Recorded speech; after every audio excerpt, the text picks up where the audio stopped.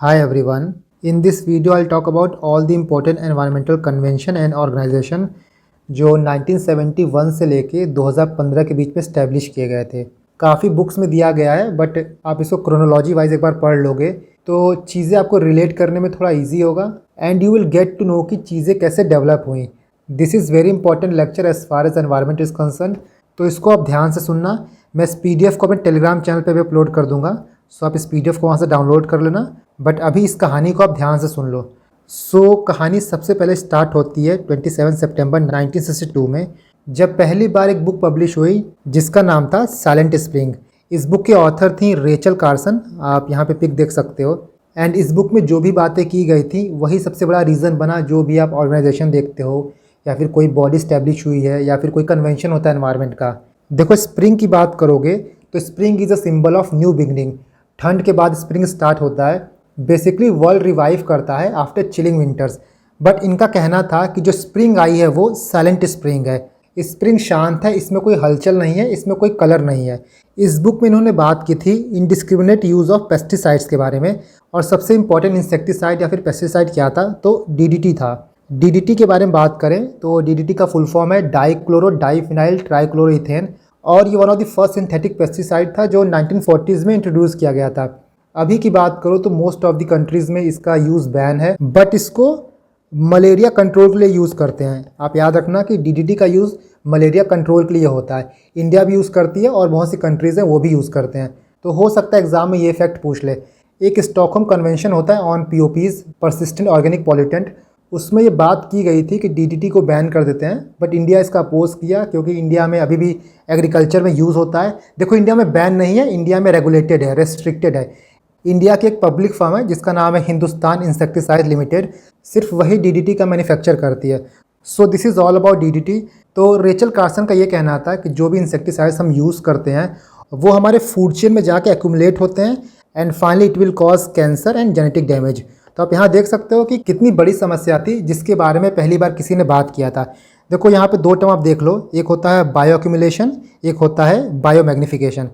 Bio accumulation का simple meaning ये होता है कि increase in the concentration of pollutant in organism. जब ऑर्गेनिज्म में पॉल्यूटेंट का कंसंट्रेशन बढ़ेगा तो उसको हम बायो एक्यूमुलेशन कहते हैं, और जब पॉल्यूटेंट का कंसंट्रेशन फूड चेन में बढ़ेगा तब उसको हम बायो मैग्निफिकेशन कहते हैं। कोई भी POP होता है, परसिस्टेंट ऑर्गेनिक पॉल्यूटेंट, वो बेसिकली लिपिड सॉल्युबल होता है, वाटर सॉल्युबल नहीं होता है। अगर वो चीज़ वाटर सॉल्युबल होगा तो यूरिन के थ्रू बाहर निकल जाएगा, बट चूंकि ये लिपिड सॉल्युबल होता है हमारी बॉडीज़ में या फिर किसी भी एनिमल के बॉडी में एक्यूमुलेट होता रहता है।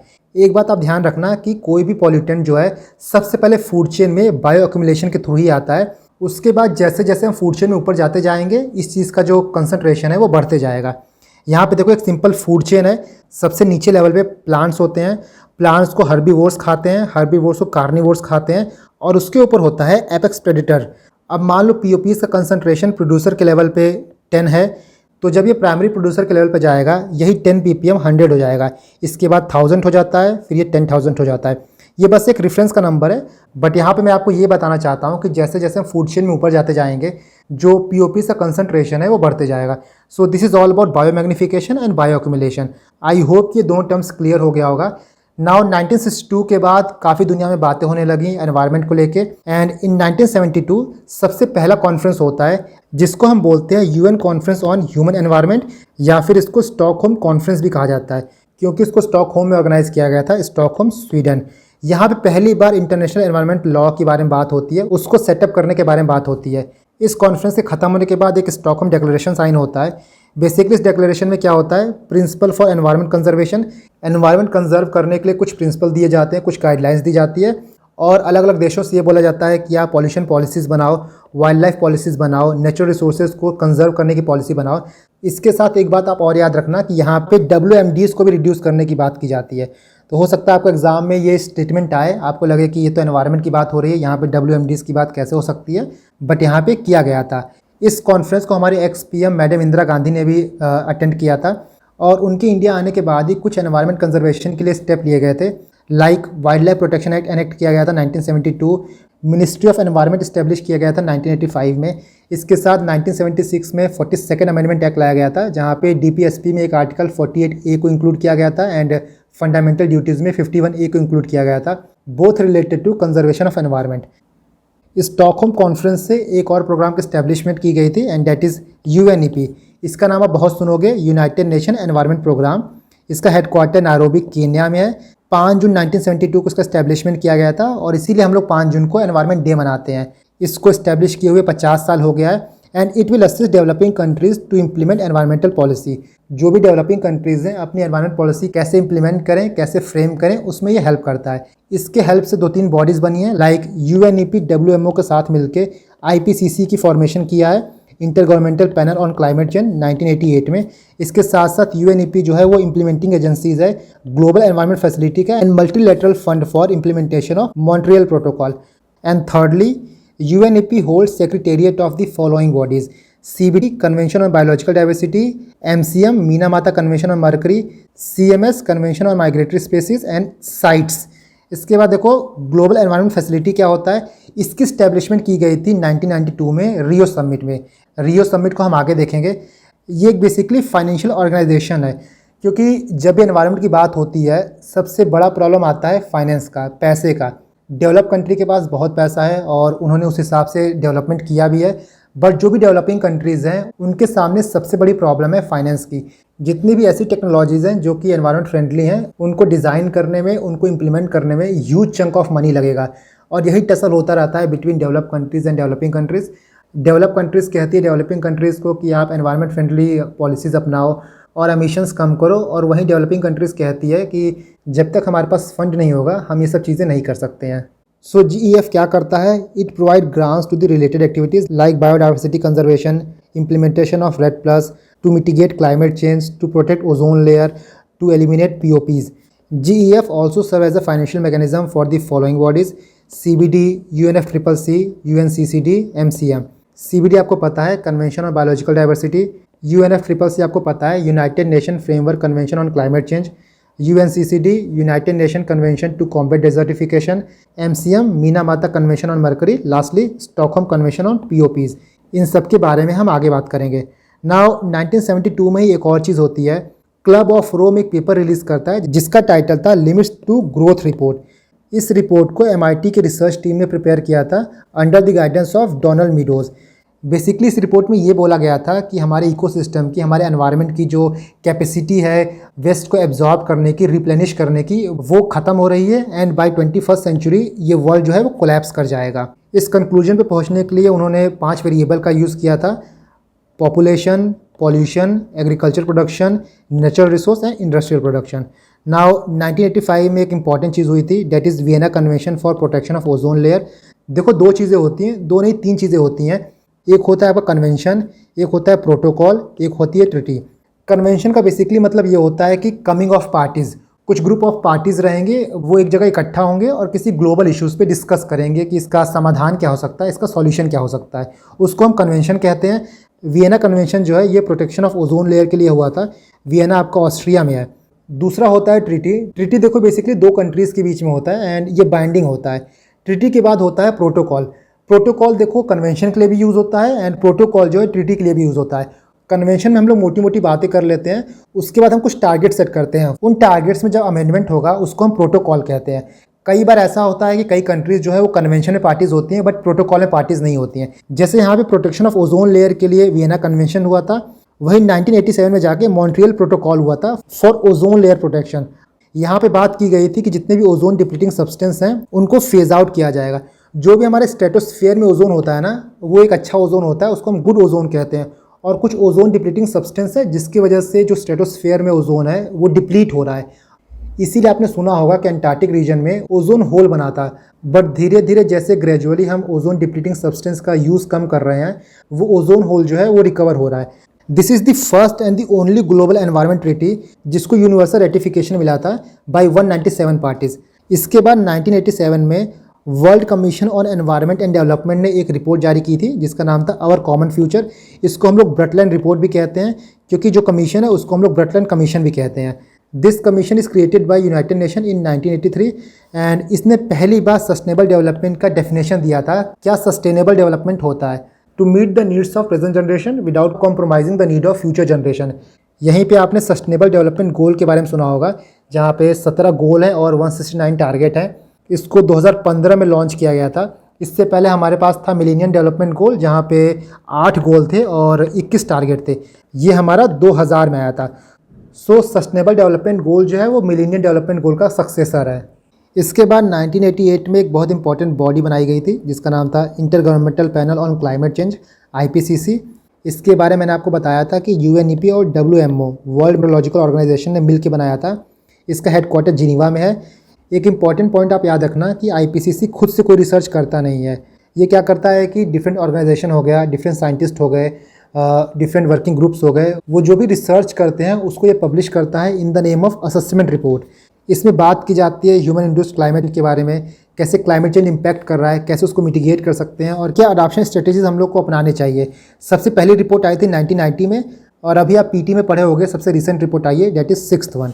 नेक्स्ट इन 1992 सबसे इंपॉर्टेंट चीज़ होता है अर्थ समिट। इसको हम लोग रियो अर्थ समिट भी कहते हैं क्योंकि इसको रियो डी जेनेरियो में किया गया था 3 जून से लेकर 14 जून के बीच में। इसको United Nation conference on environment and development भी कहते हैं, UNCED। 20 साल हो गए थे UN कॉन्फ्रेंस को हुए, जो कि 1972 में हुआ था। उसके बाद लगा कि ये कुछ इंपॉर्टेंट एक कॉन्क्रीट स्टेप लेना चाहिए, तब ये कॉन्फ्रेंस हुआ था। एंड इस कॉन्फ्रेंस में ये बात किया गया था कि हमको डेवलपमेंट और एनवायरनमेंट प्रोटेक्शन दोनों को साथ में लेकर चलना होगा। कई इंपॉर्टेंट इनिशिएटिव लिए गए थे। सबसे पहले ग्लोबल एनवायरनमेंट फैसिलिटी, इसको मैंने बता ही दिया है। Next one of the most important convention हुआ था, डेट इज़ UNFCCC। जितना भी आप COP पढ़ रहे हो आजकल वो यहीं से निकला है, United Nation framework convention on climate change. 1992 में साइन किया गया था, 198 पार्टीज थे और 1904 में ये फोर्स में आया था। ये क्या करता है basically, it provide framework for negotiating protocols to set binding limits. ये खुद कोई बाइंडिंग लिमिट सेट नहीं करता है ग्रीन हाउस गैस को कम करने के लिए, बट ये प्रोटोकॉल प्रोवाइड करता है सो दैट कंट्रीज अपने हिसाब से कुछ बाइंडिंग लिमिट सेट कर पाएँ। And it is not legally binding. जो भी पार्टीज इस कॉन्फ्रेंस से पार्ट लिए थे उनको हम लोग COP कहते हैं। और इसके बाद जो भी मीटिंग होती है उसको हम लोग COP1, COP2, COP3 ऐसे नाम देते हैं। और इसी तरह की मीटिंग एक 1997 में हुई थी जिसको COP3 कहा गया था और वहाँ पे क्योटो प्रोटोकॉल की बात की गई थी। क्योटो प्रोटोकॉल में जो भी डेवलप कंट्रीज थी उनको लीगली बाइंडिंग ऑब्लिगेशन दिया गया था to reduce green house gas. इसकी बात हम आगे करेंगे।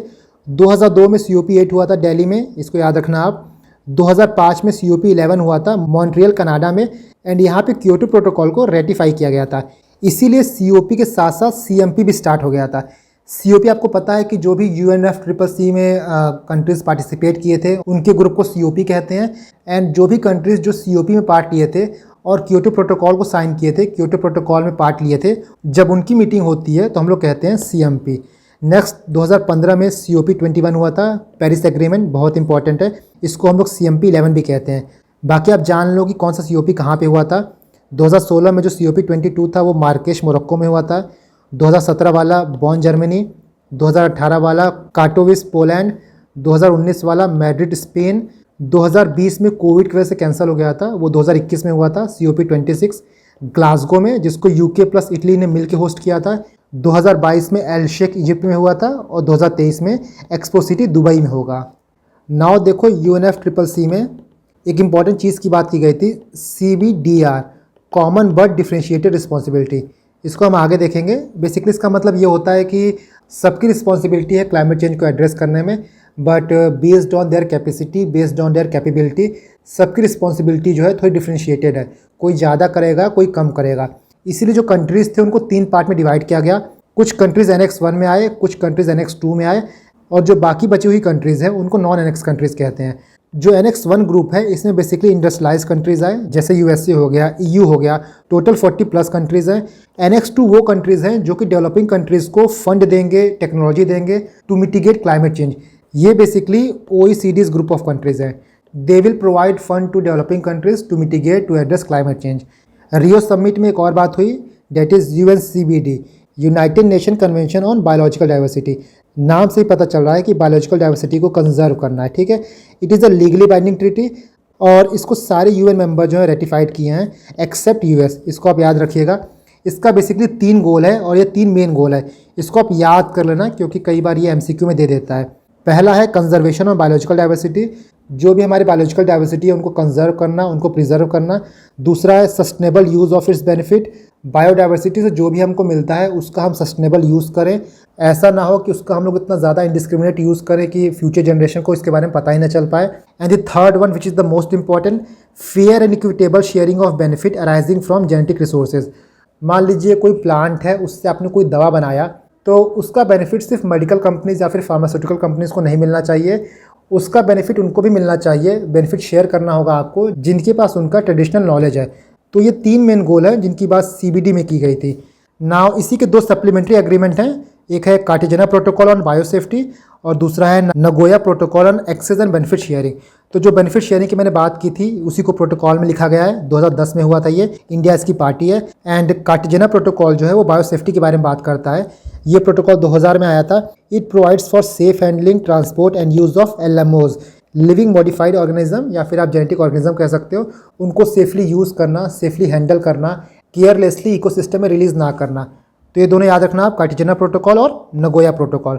नेक्स्ट, इन 2001 एक इंपॉर्टेंट ट्रीटी साइन हुई थी, international treaty on plant genetic resources for food and agriculture. ये 2004 में फोर्स में आया था। इसको हम लोग इंटरनेशनल सीड ट्रीटी भी कहते हैं। बेसिकली इसका काम ये है कि प्लांट की जेनेटिक रिसोर्सेज को कंजर्व करना। कोई ऐसा पेंडेमिक आ जाए, कोई ऐसा एपिडेमिक आ जाए, बट फिर भी हमारा फूड सिक्योरिटी जो है वो इंश्योर हो सके। रियो समिट में ही 3 इंपॉर्टेंट नॉन बाइंडिंग डॉक्यूमेंट्स को रिलीज़ किया गया था। The first one is Rio declaration on environment and development, दूसरा एजेंडा 21 एंड तीसरा है फॉरेस्ट प्रिंसिपल। नाउ आगे बढ़ते बढ़ते हम 1994 में आते हैं। यहाँ पे एक कन्वेंशन होता है, United Nation convention to combat desertification. इसका हेडक्वार्टर बॉन जर्मनी में है। ये 1994 में साइन होता है। It is a legally binding document और इंडिया इसको रेटिफाई करता है 1996 में। बहुत लोग ये समझते हैं कि डिजर्टिफिकेशन का मतलब होता है expansion of desert, but desertification का मतलब ये होता है कि लैंड डिग्रेडेशन जो है उसको हम लोग अंडू करें, उसको कम कर पाएँ। क्योंकि जैसे जैसे डेवलपमेंट हो रहा है, लैंड का डिग्रेडेशन धीरे धीरे बढ़ता जा रहा है और हमारे पास लैंड नहीं है कोई भी प्रोडक्टिव काम करने के लिए। So this convention is all about prevention and reversal of land degradation. 1994 के बाद हम आगे बढ़ते हैं। सो इन 1997 क्योटो प्रोटोकॉल अडॉप्ट किया गया था और ये 2005 में फोर्स में आया था, क्योंकि 2005 में इसको रेटिफाई किया गया था। और जैसा मैंने आपको बताया ना कि जो भी पार्टीज़ COP में थे एंड क्योटो प्रोटोकॉल को साइन किए थे, वो जब मीटिंग करते हैं तो हम कहते हैं CMP। ठीक है, इसका फर्स्ट कमिटमेंट पीरियड था 2008 से लेकर 2012 तक और जो सेकंड पीरियड था वो 2013 से लेकर 2020 तक। इसीलिए 2015 में पेरिस क्लाइमेट डील हुआ कि 2020 के बाद क्या करना है। जब क्योटो प्रोटोकॉल का कमिटमेंट पीरियड खत्म हो जाएगा उसके बाद कंट्रीज़ क्या करें, क्या स्टेप लें, यही सारी चीज़ों की बात जो है वो 2015 से स्टार्ट होना शुरू हो गया था। Kyoto protocol basically green house gas के एमिशन को कम करने के लिए था। कौन कौन सी गैसेस जो है वो ग्रीन हाउस गैस होती हैं, तो CO2 होता है, कार्बन डाइऑक्साइड, मीथेन होता है, नाइट्रस ऑक्साइड होता है, सल्फर हेक्साफ्लोराइड होता है और हाइड्रोफ्लोरोकार्बन्स होते हैं। ना यहाँ मैंने बता ही दिया था कि कॉमन बट डिफरेंशिएटेड रिस्पॉन्सिबिलिटी की बात की गई थी कि सबको अपनी रिस्पॉन्सिबिलिटी माननी है, बट सबकी रिस्पॉन्सिबिलिटी जो है वो हिस्टोरिक कमीशन कितना की है उस पर बेस्ड है। इंडिया ने पहले डेवलपमेंट नहीं किया तो उसको थोड़ी रियायत मिलेगी, उसको थोड़ा कंसेशन मिलेगा, बट US को, जर्मनी को, बेसिकली जो भी डेवलप कंट्रीज़ हैं उनको अपने टारगेट्स को बहुत स्ट्रिक्ट रखना होगा। क्योटो प्रोटोकॉल में 3 फ्लेक्सिबिलिटी मैकेनिज्म के बारे में बात किया गया था। फ्लेक्सिबिलिटी मैकेनिज्म मीन्स कि कुछ कंट्रीज़ अपना कोई टारगेट रखते हैं कि हम 1 साल में अपना इतना एमिशन कम करेंगे, बट मान लो वो नहीं कर पाते हैं तो उनके पास कुछ स्टेप्स हैं। पहला है इंटरनेशनल एमिशन ट्रेडिंग, दूसरा है CDM clean development mechanism and तीसरा है JI जॉइंट इम्प्लीमेंटेशन। तीनों की बात हम करते हैं एक एक करके। सबसे पहले इंटरनेशनल एमिशन ट्रेडिंग, नाम से पता चल रहा है ना कि एमिशन का ट्रेडिंग करना। मान लो कोई कंट्री A है और कोई कंट्री B है। पहली कंट्री ने कुछ ज़्यादा एमिशन कर दिया है, दूसरी कंट्री ने कम एमिशन किया है, तो पहली कंट्री A जो है वो कंट्री B को कुछ पैसा देगा और कंट्री B जो है जितना उसने एमिशन कम किया है, मान लो उसका टारगेट था 100 यूनिट को एमिट करने का, बट उसने सिर्फ 50 यूनिट एमिट किया है, तो बाकी जो 50 यूनिट उसने कम एमिट किया है उसको वो कंट्री A को सेल कर देगा। इसके बदले में कंट्री A जो है वो कंट्री B को कुछ डॉलर्स देगा, कुछ पैसा देगा। तो ये होता है एमिशन ट्रेडिंग। दूसरा है CDM क्लीन डेवलपमेंट मैकेनिज्म। ये कार्बन ऑफसेट स्कीम है। इसमें क्या होता है, मान लो कंट्री A है, ये डेवलप कंट्री है, ये क्या करेगी, जो डेवलपिंग कंट्रीज़ हैं उनमें ये कोई प्रोजेक्ट स्टार्ट करेंगे जिससे इस डेवलपिंग कंट्रीज़ का जो ग्रीन हाउस गैस एमिशन है वो कम हो सके और इसके बदले में इनको कुछ सर्टिफाइड एमिशन रिडक्शन क्रेडिट मिलेगा। इसको हम लोग CERs भी कह सकते हैं, certified emission reduction credit, and इसके थ्रू जो उसके टारगेट्स हैं उसको फुलफिल करेंगे। JI की बात करें तो जैसे CDM में क्या है कि NX1 कंट्री जो है डेवलपिंग कंट्रीज़ में इन्वेस्ट करेगी, बट JI में NX1 कंट्रीज़ जो है वो NX1 कंट्रीज़ में ही इन्वेस्ट करेगी। सिर्फ यही डिफरेंस है। CDM में NX1 कंट्री डेवलपिंग कंट्री में इन्वेस्ट करेगी एंड JI में NX1 कंट्री जो है वो NX1 कंट्री में ही इन्वेस्ट करेगी। तो ये 3 फ्लेक्सिबिलिटी मैकेनिज्म हो गए अंडर क्योटो प्रोटोकॉल। 1997 के बाद 2002 में world summit on sustainable development होता है। ये रियो समिट के 10 साल बाद हुआ था, इसीलिए इसको Rio+10 कहते हैं। यहाँ पे जोहान्सबर्ग डिक्लेरेशन होता है। इसके बाद 2005 में क्योटो प्रोटोकॉल को रेटिफाई किया जाता है। नेक्स्ट 2008 में UN रेड प्रोग्राम होता है। इसका हेडक्वार्टर जिनीवा में है। इस प्रोग्राम को FAO, UNDP और UNEP तीनों मिलकर ऑर्गेनाइज करते हैं एंड यहाँ पे डिफॉरेस्टेशन और फॉरेस्ट डिग्रेडेशन के बारे में बात होता है। उसको कैसे कम किया जाए, कैसे कंजर्व किया जाए। एक UN रेड प्रोग्राम है और एक है REDD plus program. REDD plus program UN REDD program के एक स्टेप आगे की बात करता है। यहाँ पे ये सारी चीज़ें तो की ही जाएंगी, इसके साथ डेवलपिंग कंट्रीज़ को इंसेंटिवाइज किया जाएगा अगर वो डिफॉरेस्टेशन या फिर फॉरेस्ट डिग्रेडेशन के कंजर्वेशन के लिए स्टेप उठाते हैं। साथ ही यहाँ पे सस्टेनेबल डेवलपमेंट की बात भी की गई है, पॉवर्टी रिडक्शन की बात भी की गई है। तो मल्टीपल डायमेंशंस को यहाँ पे टच किया गया है। इसके बाद 2012 में United Nation conference on sustainable development होता है। ये है आपका Rio+20 एंड 2012 से ही सेकंड कमिटमेंट पीरियड स्टार्ट होता है क्योटो प्रोटोकॉल का। इसीलिए 2015 में पेरिस डील होता है। यहाँ बात की जाती है कि जब क्योटो प्रोटोकॉल का सेकंड पीरियड खत्म हो जाएगा 2020 में, उसके बाद क्या किया जाएगा। सो पेरिस डील जो था वो लीगली बाइंडिंग था। इसका एजेंडा था to keep global average temperature below 2 degree Celsius above pre industrial level and to limit the increase to 1.5 degree Celsius. मतलब कि हमको ग्लोबल एवरेज टेम्परेचर 2 डिग्री से कम रखना है और हो सके तो 1.5 डिग्री सेल्सियस से भी आप कम रखो। बट आप IPCC की रिपोर्ट पढ़े होंगे तो आपको पता होगा कि बहुत मुश्किल है टारगेट अचीव करना। इवन जो प्रोजेक्शन है उससे ये पता चलता है कि ये टारगेट हम बहुत पहले ही छोड़ा है पीछे और बहुत आराम से ये ब्रीच हो जाएगा। पेरिस डील में एक इंपॉर्टेंट चीज़ की बात की गई थी, NDC, नेशनली डिटरमाइंड कंट्रीब्यूशन। जो भी पेरिस एग्रीमेंट की पार्टीज थे उनको NDC इस्टेब्लिश करना था और उसको हर 5 साल में अपडेट करना था। NDC क्या होता है, हर कंट्रीज़ एक टारगेट सेट करेगी कि कैसे वो ग्रीन हाउस गैस की मिटिगेशन में हेल्प करेगी और वो क्या स्टेप लेंगे। आप मुझे कमेंट करके बताना कि इंडिया का NDC क्या है, और बहुत इंपॉर्टेंट है ये। इसको आप मेंस के आंसर राइटिंग में यूज़ कर सकते हैं। तो अगर आपको नहीं पता होगा तो आप नेट से देख लेना, बट कमेंट आप ज़रूर करना, इससे चीज़ें रिवाइज होती रहेंगी। 2015 के बाद हम 2016 में आते हैं। 2016 में किगाली अमेंडमेंट हुआ था। किगाली जो है वो रवांडा का कैपिटल है।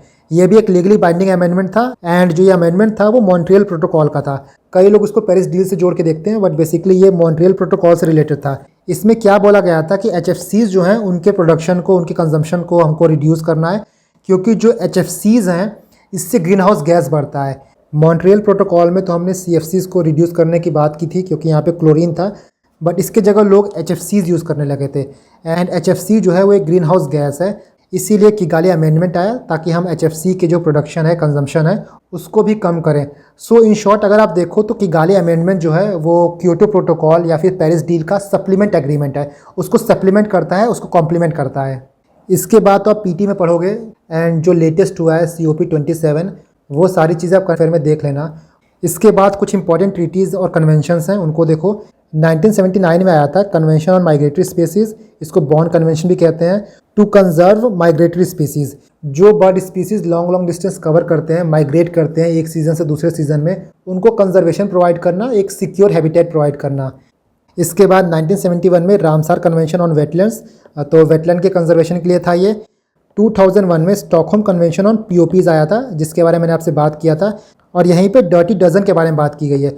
मतलब यहाँ पे 12 ऐसे POPs हैं जो बहुत ही एनवायरनमेंट के लिए खतरा हैं और इनका बायो एक्यूमुलेशन बहुत ज़्यादा है। तो ये 12 POPs हैं, इसको आप देख लेना, इवन आप इसको याद कर लेना। कई बार क्या होता है कि किसी का नाम दे देगा और फिर पूछ लेगा कि ये पेस्टिसाइड है या फिर फूड प्रिजर्वेटिव है, और UPSC में शायद पूछा भी है, तो इसको आप याद कर लेना। बाकी ये लिस्ट अब थोड़ी बढ़ गई है, काफ़ी पॉलिटेंट इसमें ऐड हो गए हैं।